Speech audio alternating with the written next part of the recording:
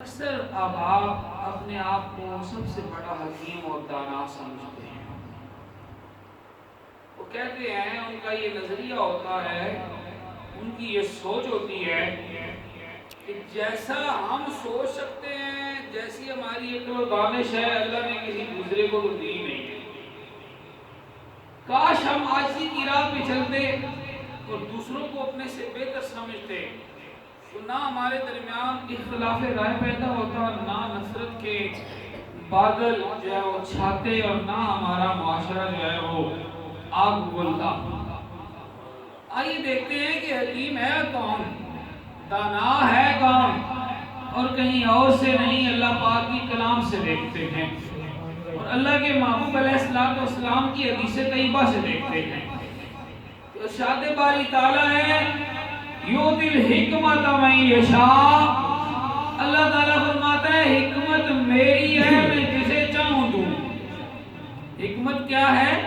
وہ بھی میری دولت ہے، ساری دولتوں کی طرح حکمت بھی اللہ کی دولت ہے، اور اللہ جسے چاہتا ہے حکمت عطا فرماتا ہے۔ اور پھر فرمایا وَمَن یُؤْتَ الْحِکْمَةَ فَقَدْ أُوتِیَ خَیْرًا کَثِیرًا، جسے میں حکمت دے دیتا ہوں اصل دولت کثرت سے میں اسے ہی دے دیتا ہوں۔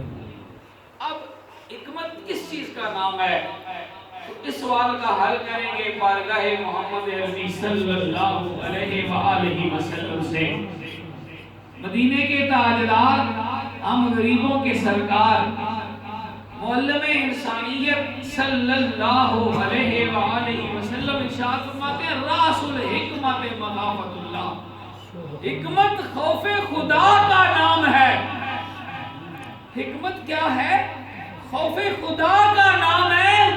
جس نے اپنا سینہ خوف خدا سے روشن کر لیا، اس نے ہی حکمت و دانائی سے اپنے آپ کو سنوار لیا اور سجا لیا۔ جب حکمت کسی کا زیور بن جایا کرتی ہے، نہ اس کے ذہن میں کوئی منفی خیال پیدا ہوتا ہے، نہ اس کی زبان پہ کوئی الٹا لفظ آتا ہے، نہ اس کے قدم جو ہے وہ منفی جانب اٹھتے ہیں۔ حکمت کا پیکر جو خوف خدا والا ہوتا ہے، وہ بات کرتے ہوئے بھی ڈرتا ہے، وہ خیال سوچتے ہوئے بھی ڈرتا ہے، وہ لقمہ حلال منہ میں ڈالتا ہے، سوچتا ہے کسی کا حق تو نہیں ہے، وہ نظارہ کرتا ہے، سوچتا ہے کہیں میرے اس طرف دیکھنے سے، میرے اس نظارے سے میرا رب اس سے ناراض تو نہیں ہے۔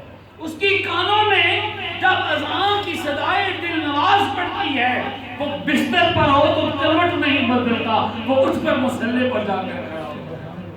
وہ دنیا کے بازار میں گم ہو، وہ دنیا کے بازار میں مصروف ہو، دنیا کے کاروبار میں مصروف ہو، جب اپنے اللہ کا بلاوا آ جاتا ہے وہ نماز کے لیے اس کی زبان نہ کسی کی غیبت کرتی ہے، نہ جھوٹ بولتی ہے، نہ گالی دیتی ہے، وہ زبان سے بات کرتا ہے، باتوں سے خوشبو آیا کیونکہ وہ حکیم ہے۔ حکیم اس لیے ہے کہ اس نے اپنی گفتگو کا، اپنے عمل و کردار کا اگلے جہان کی عدالت میں جا کر جو ہے وہ اس کے سامنے پیش نظر ہے، حساب اس میں دے۔ دوستو، یہ جو حکمت و دانائی ہے نا، یہ اللہ کے ولیوں، اللہ کے نبیوں، اللہ کے نبیوں کے صحابہ، آل پاک، اہل بیت اطہار کا زیور ہے۔ سیدنا ابوبکر صدیق، تاجدار صداقت، بعد از انبیاء افضل البشر، رسول خدا نے یہ شان عطا فرمائی، اللہ اور اللہ کے رسول نے یہ شان عطا فرمائی، فرمایا میرے سارے صحابہ کے احسانات کا بدلہ میں دنیا میں دے چکا ہوں، لیکن میرا یار صدیق ایسا ہے، اس کے اسلام کی خدمت کا اور اپنی خدمت کا صلہ میں اللہ سے لے کر حشر کے میدان میں۔ نعرہ